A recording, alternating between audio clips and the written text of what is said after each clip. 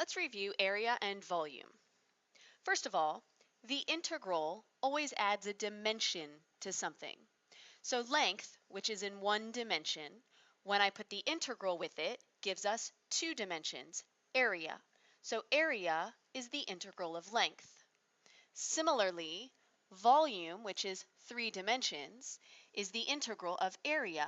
Area being two dimensions, the integral gives us the third dimension. So area is the integral of length. What does that mean? If functions are y equals f of x, functions of x, where the y is solved by itself as a function of x, then the area is the integral of the length top minus bottom. Well, here's a function of x over a function of x, and if I take one strip of this area from top to bottom, that is a length. This length right here, top minus bottom, gives me the length. Integrate it for the second dimension. So the length is one dimension.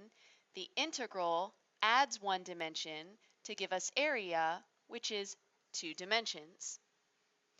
In other words, the area is the integral from one x value to the second x value of f of x minus g of x, the top function minus the bottom function. If we're working in functions of y, where the x is solved by itself, then the area is right minus left.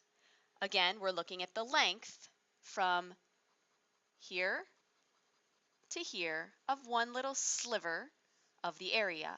This length right here is measured right minus left to give us the length of that strip. This is one dimension. Integrate it to get two dimensions for the area, which is two dimensions.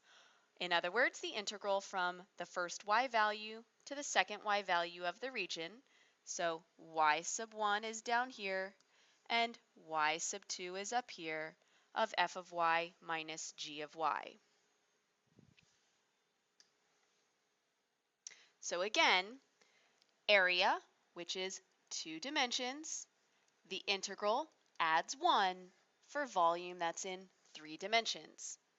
If cross sections, no matter what type of figure it is, are perpendicular to the x-axis, then the big radius, little radius, or length of the base, whatever we're measuring, is top minus bottom, or f of x minus g of x. Like in these two pictures, here is a solid of revolution, where our radius length is going up and down, so top minus bottom.